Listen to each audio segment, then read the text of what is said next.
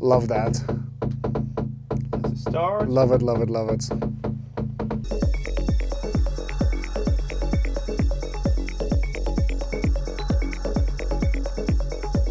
What's up everyone? I'm here with my friend Brice in his home studio. Brice, maybe you can introduce yourself a little bit. I am Brice.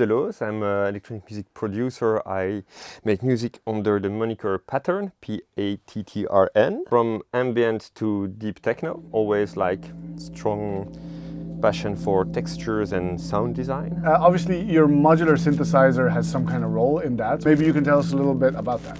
I like the modular synth to get lost into sound and to do more like sound discovery, sound design research. The way I work around that is I like to record takes that go over 2, 3, 4, 5, 6, 7 minutes. Filter opening, some envelope opening, that there's some movement and I have already something that is alive. There's this like human expressive movement already built into it. At the moment I like something, I just hit record in Ableton, but I don't need to start again to have the recording, and yet everything is on the grid. Yeah. I saw an interview with Noisia as well, is that no matter what, you always be recording because the magic will happen and you don't want to try to recreate the magic afterwards. You're like, oh, this was a great thing. Let me see if I can hit record and now do it again.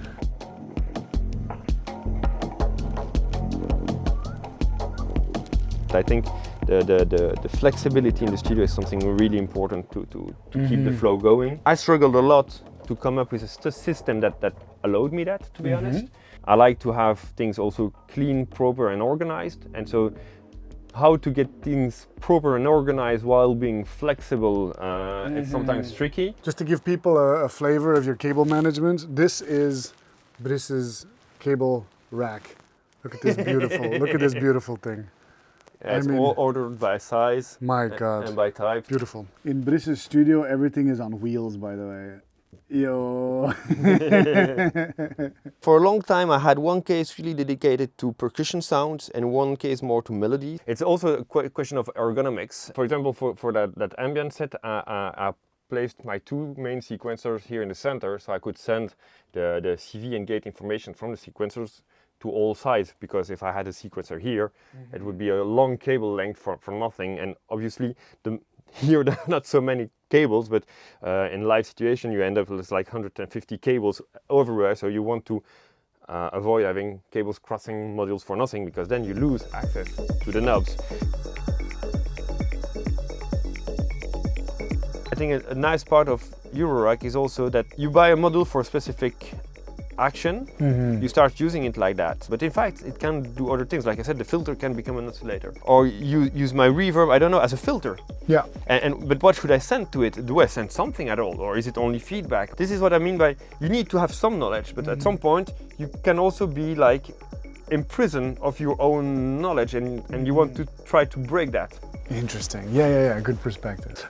You mentioned feedback a lot. And I wonder if there was a chance that we could get an audio example of that. Sure. We'll plug something. For example. Okay, I'm gonna come closer. So we're talking about the Belgrade here. Yeah, the feel, man. You need to touch that. Oh yeah. It's like self-patching, you know? So I take the output of the filter. I bring on some resonance to get a tone. But now what I'm doing is the same tone. I put it in the frequency modulation input. Oh yeah.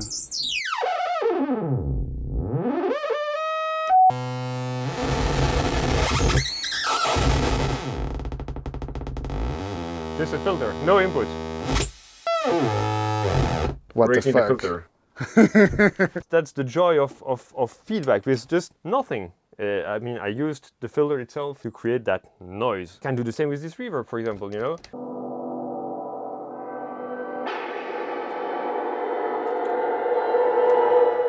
And I can take one of the outputs back to the input.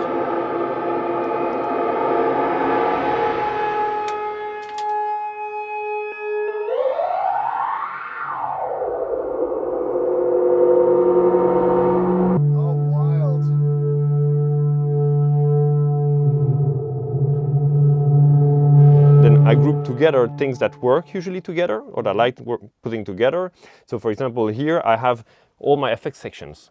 This is a delay, this is a reverb granulation, another granulator and reverb, and another delay. And it's a clone, it's the same as that one, but in a smaller format. Right, yeah. But actually I'm using with a specific mode where it's working as a resonator. This is a resonator, so what happens with the resonator, it's amplifying some frequency content that is there.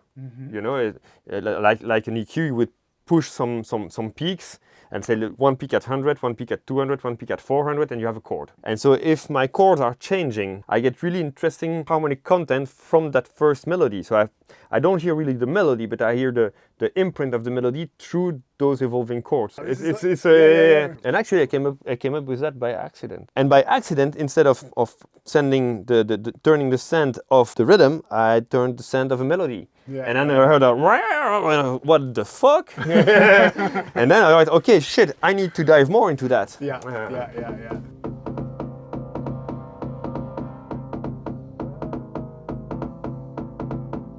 So right now, we've got a Knight's Gallop, which is sequencing an element. Triggers, And then the elements is going into this resonator. And actually the elements gets into the delay. Right. Beautiful. Such a beautiful drone. It's like some kind of mystical experience.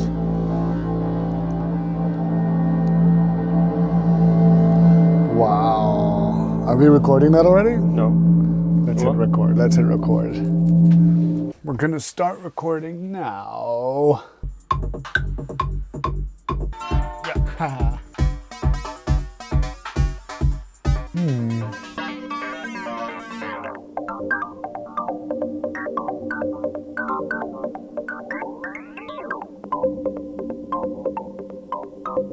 Yeah.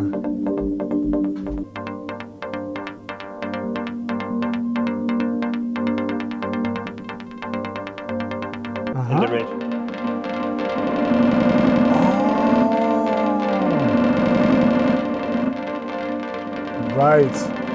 Oh wow, wild.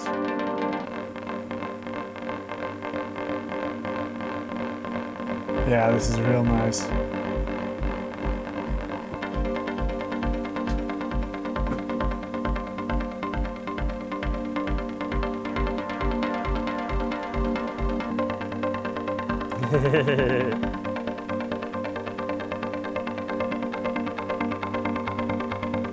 Basically on the right hand having the density of the notes and on the left hand having the length of the individual hits, like the dampening.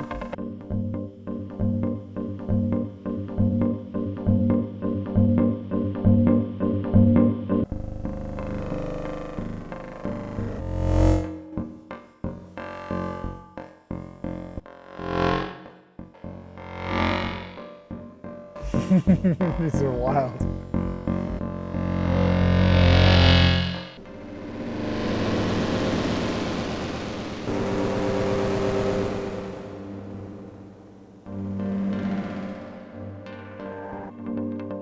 Wicked, man, wicked. This is so much fun. Thanks for this. For sure the resonator, the power of the resonator is so beautiful. It's kind of a bit of an art to try and find where there's still a sense of space between the different notes. It can be so easy for them to just blend into one big cloud.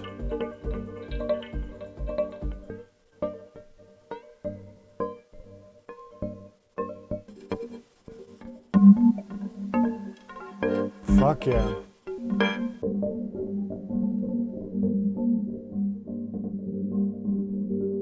Holy shit. That's so funny. So what did I learn from today?